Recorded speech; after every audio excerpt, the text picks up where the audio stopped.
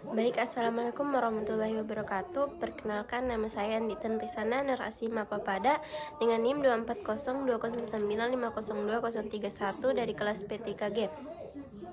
Di sini saya akan membahas mengenai resource allocation gap dan perbaikan dan penanganan deadlock. Yang pertama itu resource allocation gap. Resource allocation gap atau RAG adalah representasi grafis yang menunjukkan hubungan antara proses dan sumber daya dalam suatu sistem. RAG ini memiliki fungsi utama yaitu membantu dalam mendeteksi potensi deadlock dengan melihat pola alokasi sumber daya.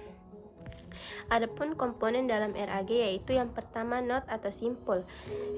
Contohnya proses P1 dan P2 digambarkan sebagai lingkaran. Contoh yang kedua itu sumber daya R1 dan R2 digambarkan sebagai kotak. Komponen yang kedua itu edge atau sisi garis penghubung. Contohnya request X P ke R menunjukkan bahwa suatu proses meminta sumber daya. Contoh yang kedua itu assignment R ke P menunjukkan bahwa sumber daya telah diberikan ke suatu proses. Selanjutnya saya akan membahas mengenai penanganan dan perbaikan deadlock. Perlu kita ketahui bahwa deadlock itu merupakan sekumpulan proses saling menunggu sumber daya yang sedang digunakan oleh proses lain secara siklus sehingga tidak ada yang bisa dilanjut. Penanganan dan perbaikan deadlock memiliki 4 metode utama, yaitu yang pertama prevention atau pencegahan deadlock. Mencegah salah satu dari 4 kondisi Kaufman terjadi, misalnya tidak menggunakan hold and wait. Semua proses harus meminta sumber daya di awal. Yang kedua itu mengizinkan prevention.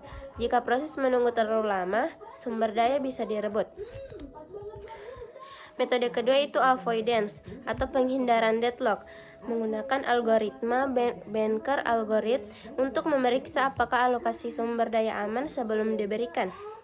Metode ketiga itu detection dan recovery atau deteksi dan pemulihan. Deteksi merupakan jika sistem mengalami deadlock, sistem akan mencari siklus dalam RAG. Pemulihannya ada 3, yaitu yang pertama prevention, mengambil paksa sumber daya dari suatu proses. Yang kedua itu rollback, mengembalikan proses ke titik sebelumnya sebelum terjadi deadlock. Yang ketiga kill proses, menghentikan proses tertentu agar sumber daya bisa digunakan oleh yang lain. Dan yang terakhir metode keempat ignorance atau mengabaikan deadlock.